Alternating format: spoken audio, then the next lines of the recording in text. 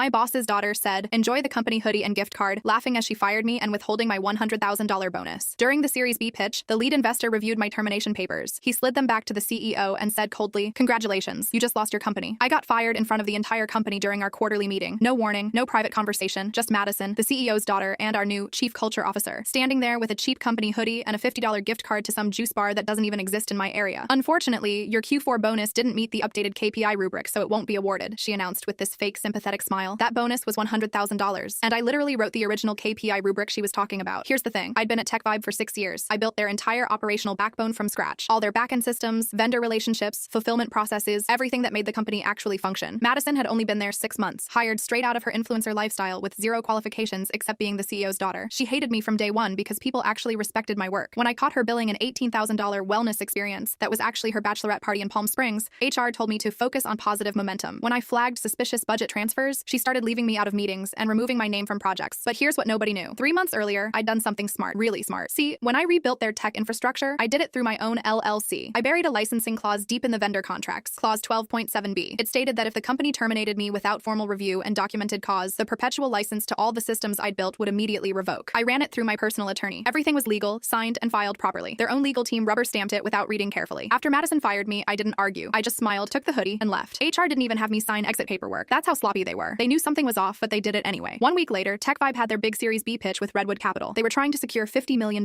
Madison was there in her designer outfit, giving this polished presentation about culture-forward architecture and strategic partnerships. The CEO looked proud. The board looked confident. That's when Daniel Hayes, the lead investor, opened his due diligence folder. He pulled out my termination memo and read it silently. Then he pulled out the second document, my clause 12.7b notification letter that I'd sent via certified mail. The room went dead quiet. "This termination," Daniel said calmly, "was it approved by legal?" Madison stuttered something about culture fit. The CEO mumbled about HR handling it. Daniel held up the clause document. "This states that licensing of your core backend systems was contingent upon continued employment of Samantha Rodriguez, designated as key personnel. Revocation is immediate upon breach." You could hear a pin drop. "When you terminated Miss Rodriguez without cause, without legal review, and without documentation," Daniel continued, "you didn't just fire your head of operations. You terminated the license to your entire infrastructure." The general counsel went white. The CTO buried his face in his hands. "You no longer own your backend systems," Daniel said. "The fulfillment integrations, the customer data pipeline, the API logic, the vendor stack, none of it belongs to you anymore. What you're pitching us today is vaporware built on software you have no legal right to operate." Madison tried to interrupt. Daniel ignored her completely. He stood up, gathered his papers, and looked directly at the CEO. "Congratulations," he said coldly. "You just lost your company." Then he walked out, taking $50 million